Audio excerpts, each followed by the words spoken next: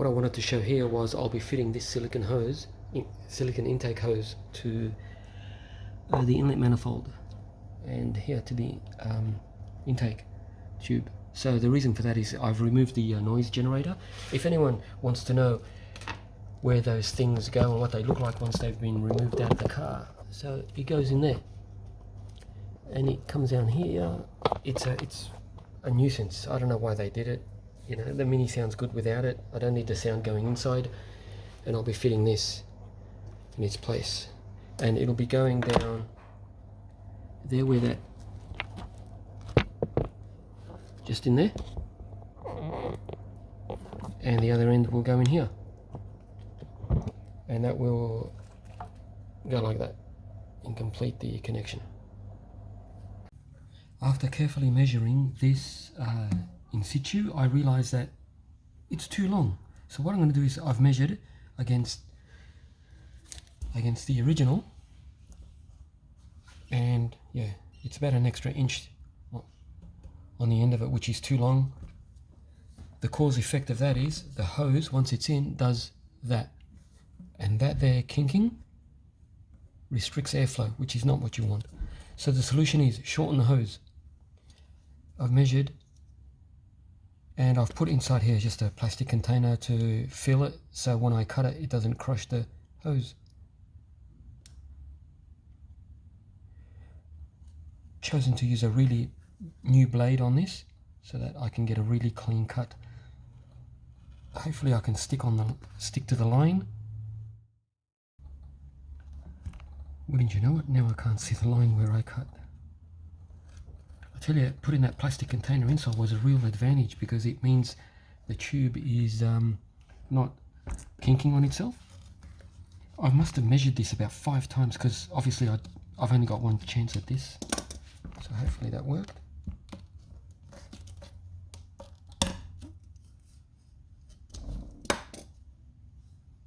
Okay, I'll just tidy up that piece here. Where I'm cutting here, this is the bit that goes into the throttle body.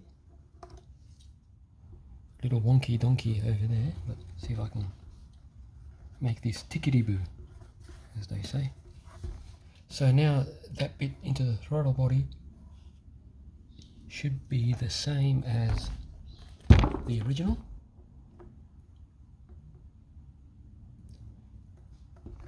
I'll do a test fit, and if it's still too long, then I'll have to work on this part. You could clearly see that they are not the same. Here, I'll line them up. So it's about that much longer, but I'll see how it goes in the car.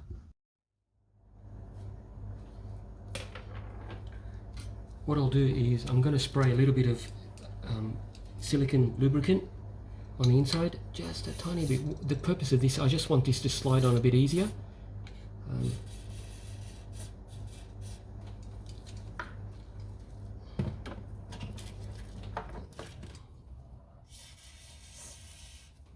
Don't have to overdo it, but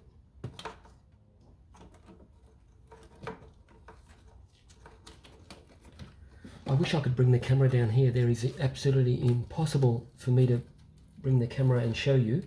So once I've installed this, I'll then bring the camera over and give you a better look on the final installation.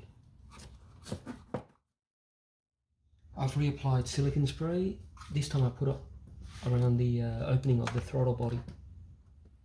Better, I've got about 5 mil from the firewall and 5 mil from the front right brake line. That's not good. So this top piece will need to be shortened. By shortening this, say an inch, that'll move this that way, away from the brake line. Because you imagine as the engine moves backwards and forward with acceleration on a cold start, the last thing I want it to do is rub up against the brake line. I'll just tighten the hose connecting it to the throttle body.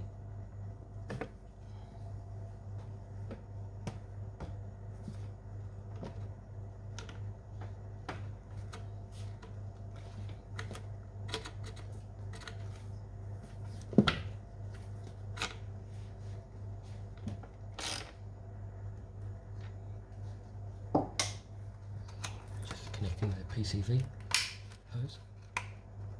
Okay, now I'll put the air box, air filter, connect that hose, then we're good to go. I'll start the car.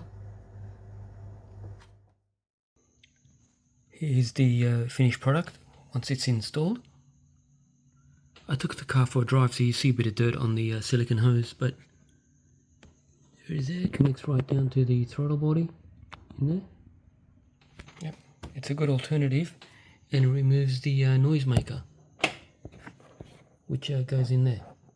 So that's gone. It's also freed up some space, a bit more. I can get a bit more air in there as well. So hopefully that just will make things hopefully a little better. Okay.